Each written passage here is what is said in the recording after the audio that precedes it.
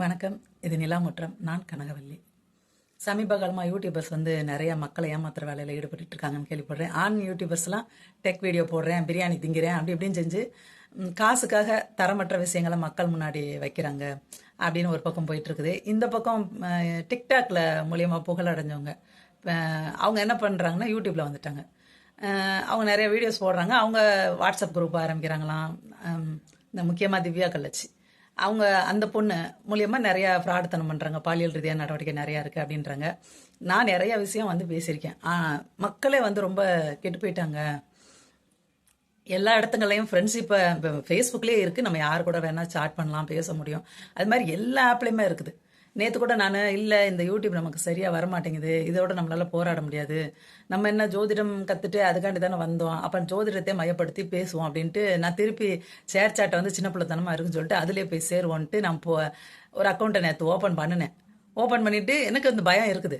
இப்போ யூடியூப்பில் யாரும் நம்மக்கிட்ட டேரெக்டாக எதுவுமே பண்ண முடியாது, பேசக்குள்ள எதுவும் பண்ண முடியாது. இது மற்ற எல்லா ஆப்லையும் பார்த்தீங்கன்னா டேரெக்டாக நமக்கு சேட் பண்ணுறதுக்கு, ஃபோன் பண்ணுறதுக்கு எல்லா வாய்ப்பையும் கொடுத்துருக்காங்க. அதனாலேயே அதெல்லாம் பயன்படுத்துறதுக்கு ரொம்ப பயமாக இருக்கிறது தான் உண்மை. பார்த்தேன் நேற்றே அந்த சாட்டோட அந்த இதுவும் வருது. நிறைய ஆப்புகள் இப்போ லேடிஸ் பேசுகிற மாதிரி கொண்டு வந்துட்டாங்க. இதெல்லாம் வெளிப்படையாக தானுங்க நடக்குது, அரசாங்கத்தோட அனுமதியோட தானுங்க நடக்குது. ப்ளே ஸ்டோரில் போய் தட்டினீங்கன்னா நிறைய ஆப் ஃப்ரெண்ட்ஷிப்பை மெயின்டைன் பண்ணுறோம், ஆண்கள் பாவம் பெண்கள்கிட்ட பேச கூச்சப்படுறாங்களாம், அவங்களுக்கு சொல்லிக் கொடுக்குறோம், அப்படி இப்படின்னு ஃப்ராடு தனம் பண்ணி ஏகப்பட்ட ஆப் வந்திருக்கு. அந்த ஆப்பில் ஆண்களுக்கு காசு உண்டு, ஆண்கள் பேச பேச அவங்களுக்கு காசு போகும், பெண்களுக்கு காசு கிடையாது, பெண்கள் பேசினாங்கன்னா அவங்களுக்கு காசு சேரும். இதுதான் அந்த ஆப்போட அமைப்பு. இது மாதிரி நிறைய ஆப் வந்துருச்சு. சில ஆப்பில் மாத சம்பளத்துக்கே ஒரு ஆப் பார்த்தீங்கன்னா பேர் நான் சொல்கிறதுக்கு இது பண்ண முடியாது. நிறைய விஷயத்த நான் போட வேணாம் தான் நினைக்கிறேன். அந்த ஆப் பாருங்கள், இந்த ஆப் பாருங்கன்னு எல்லாத்தையும் போட்டுட்டு இருந்தேன். எனக்கு என்ன நிறைய பேர் பார்த்தாங்கன்னா கூட நம்ம ரிஸ்க் எடுத்து எதாவது பண்ணலாம். இந்த பக்கம் யூடியூப் நம்மளை மூக்கணாங்கயிறு போட்டு இழுக்குது. மூஞ்சியை காட்டி வீடியோ போட்டால் அது ஒர்த்து, நீ வெறுமனே ஃபோட்டோ வச்சு வீடியோ போட்டிருந்தேன்னா அது ஒர்த்து இல்லை அப்படிங்குது. நம்ம மூஞ்சி பார்த்தா பயந்துருவாங்களே அப்படின்னா யார் கேட்குறா? அதுக்கு மேலே ஏதாவது ஒரு ஃபோட்டோ வச்சோம்னா அதுக்கு ஏதாவது காப்பிரைட் இஷ்யூ அது இது தொலைமான்னு பயமாக இருக்குது. இயல்பாக நீங்கள் ப்ளே ஸ்டோரில் போய் தட்டினீங்கன்னா நிறைய சேட் ஆப்புகள் இருக்குது, கொட்டி கிடக்குது. இதில் இப்போ லேட்டஸ்ட்டாக ஒரு 20 ஆப்பாவது வந்திருக்கும் ஃபோன் பேசுகிறது. கேட்டால் நட்பை வளர்க்குறோம் பிடுங்குறோன்றாங்க. எந்த மாதிரி அவங்க பேர் வச்சாலும் வேறு மாதிரியும் வைக்கிறாங்க. கசமுசா ஆப்புன்னு பேர் வச்சா கூட அதில் போய் இது பண்ண மாட்டாங்க. நார்மலாக ஃப்ரெண்ட்ஷிப் மெயின்டைன் பண்ணுற ஆப்புன்னா கூட அதில் தப்பாக பழக தான் ட்ரை பண்ணுறாங்க. எங்கனாக்குள்ளேயுமே ஒரு யாருன்னே தெரியாத ஒரு பொண்ணுக்கிட்ட நாகரிகமாக பேசணும், ஒரு ஃப்ரெண்ட்ஷிப் மெயின்டைன் பண்ணுறன்ற எண்ணம்லாம் யாருக்கிட்ட இல்லை. அவங்களே என்ன நினைக்கிறாங்கன்னா அந்த வர்ற பொண்ணு தப்பான நோக்கத்தோடு தான் வருது, அதுவே இது பாலியல் தேவைக்காண்டி தான் வருதுன்னு அவங்க முடிவு பண்ணிக்கிட்டே தான் இருக்காங்க. இதில் ஒரு 16 வயசு பையன்லேருந்து 60 தாண்டிய வயசில் இருக்கிற ஆண்கள் வரைக்கும் எல்லாருமே ஒரே மாதிரி மைண்ட் செட்டோடு உட்காந்துட்டு இருக்காங்க.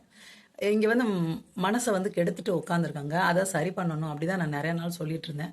நிறைய பேர்ட்ட போய் சேர்ந்தாதுனுங்களேன்.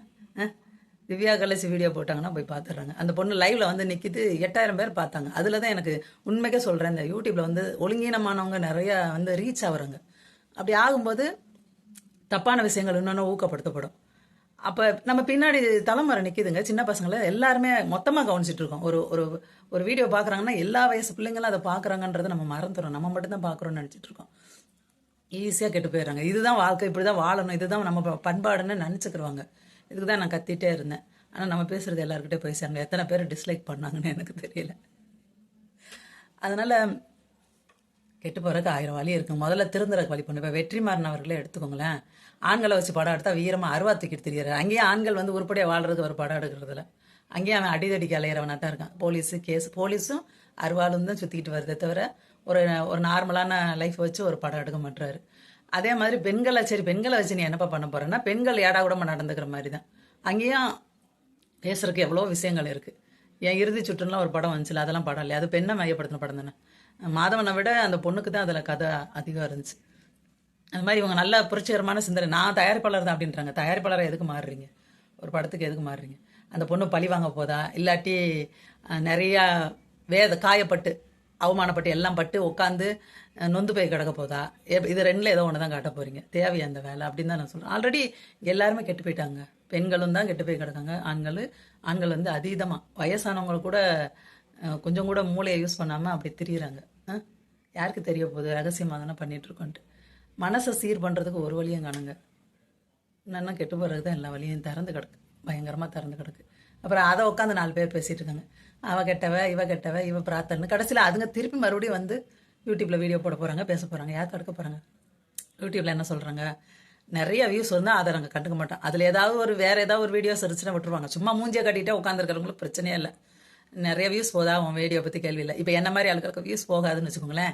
நீ என்ன பிடுங்குற சொல்லு அப்படின்னு கேட்குறாங்க. ஒவ்வொரு வீடியோலையும் என்ன பிடிங்கிட்டு இருக்குன்னு சொல்லு, உனக்கு தான் வியூஸே காணுமே அப்படின்றாங்க. எனக்கு என்ன தோணுது, எதுக்குப்பா இந்த மாதிரி கேள்வி கேட்குறீங்க? நான் பாட்டுக்கு சும்மா போட்டு போகிறேன். எனக்கு நீங்கள் ஒன்றும் காசு இது வரைக்கும் கொடுக்கல, இனிமேலும் கொடுக்க வேண்டாம்.